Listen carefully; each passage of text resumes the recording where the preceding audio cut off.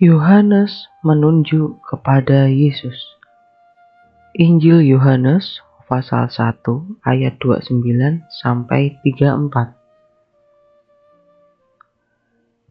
Pada keesokan harinya, Yohanes melihat Yesus datang kepadanya dan ia berkata, "Lihatlah anak domba Allah yang menghapus dosa dunia. Dialah yang kumaksud ketika kukatakan, kemudian daripadaku akan datang seorang yang telah mendahului aku, sebab dia telah ada sebelum aku, dan aku sendiri pun mula-mula tidak mengenal dia. Tetapi untuk itulah aku datang dan membaptis dengan air, supaya ia dinyatakan kepada Israel." Mengapa Yesus Kristus digambarkan sebagai anak domba? Ada beberapa alasan Yesus dikaitkan dengan gambaran anak domba adalah: 1. Dalam kitab Keluaran, kisah keluarannya bangsa Israel dari perbudakan di Mesir diceritakan sebagai bagian dari sejarah Paskah. Tuhan memerintahkan bangsa Israel untuk membunuh seekor anak domba yang tanpa cacat dan mengoleskan darahnya di atas pintu rumah mereka sebagai tanda agar malaikat maut tidak membunuh anak sulung mereka. Darah anak domba menjadi tanda kepercayaan pada janji perlindungan Tuhan bagi orang-orang Yahudi yang menunjukkan iman kepada Tuhan. Umat Kristen menganggap bahwa anak domba Paskah memiliki arti penting sebagai lambang pengorbanan Kristus. 2. Yesus merayakan hari raya Paskah Yahudi bersama-sama murid-muridnya sebelum penyaliban. Selama perjamuan Paskah, Yesus memecahkan roti dan membagikan anggur dengan murid-muridnya, yang kemudian menjadi dasar praktik persekutuan Kristen. Pengorbanan Yesus di kayu salib mencurahkan darahnya untuk menebus kita, mirip dengan anak domba yang dikorbankan pada hari Paskah untuk menumpahkan darah sebagai persembahan untuk menebus dosa. Penyaliban Yesus sebagai anak domba Paskah terakhir menjadi bagian penting dari kisah Paskah. 3. Alkitab menyebut Yesus sebagai anak domba Allah. Simbolisme ini mengacu pada tradisi domba Paskah karena Yesus disalibkan selama hari raya Paskah. Pengorbanannya dipandang sebagai penebusan dosa umat manusia, seperti darah domba Paskah yang dilihat sebagai penebusan dosa orang Yahudi.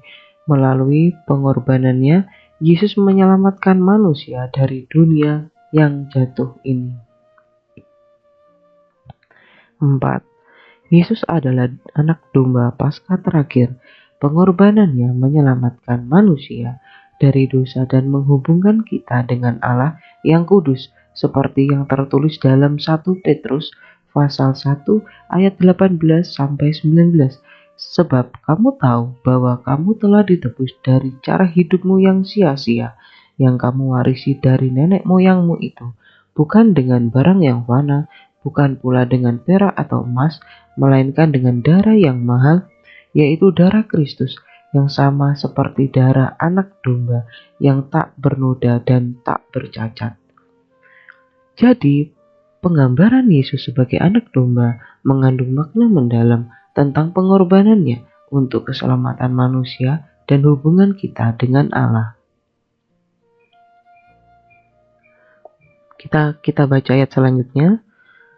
Dan Yohanes memberi kesaksian, katanya, "Aku telah melihat Roh turun dari langit seperti merpati, dan ia tinggal di atasnya, dan aku pun tidak mengenalnya, tetapi Dia yang mengutus aku untuk membaptis dengan air telah berfirman kepadaku, jikalau engkau melihat Roh itu turun ke atas seseorang dan tinggal di atasnya, dialah itu yang akan membaptis dengan Roh Kudus.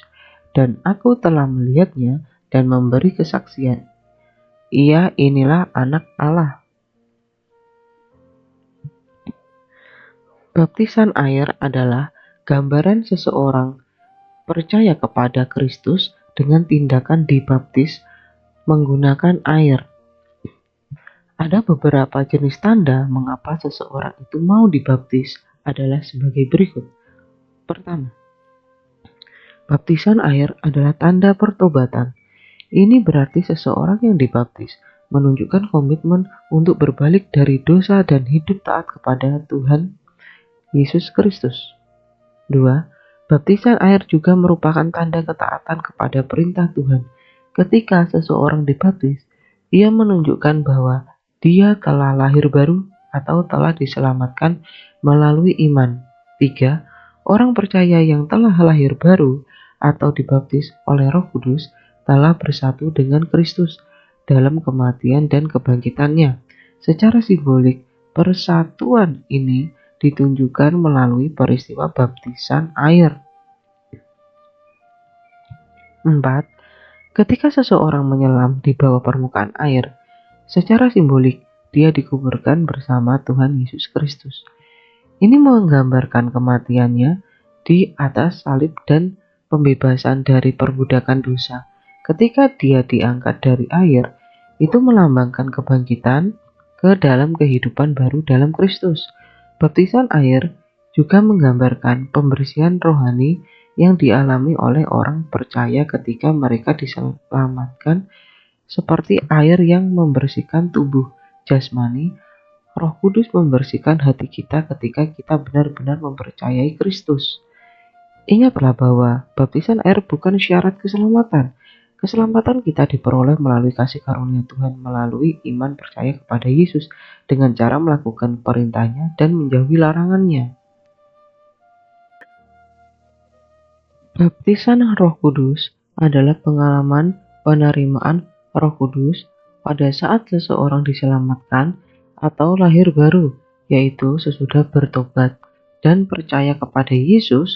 Baptisan Roh Kudus menempatkan orang percaya ke dalam tubuh Kristus yang tidak kelihatan. Baptisan Roh Kudus menunjukkan karya pemeteraian hidup baru oleh Roh Kudus. Dapat dilihat dalam kitab Efesus pasal 1 ayat 13-14. Ciri orang yang dipenuhi Roh Kudus akan muncul buah-buah roh pada tingkah laku kehidupannya sehari-hari. Dapat dilihat di Galatia pasal 5 ayat 22-23. Perlu diingat, Roh Kudus harus dijaga dengan baik dengan cara melakukan perintah Allah dan menjauhi larangannya.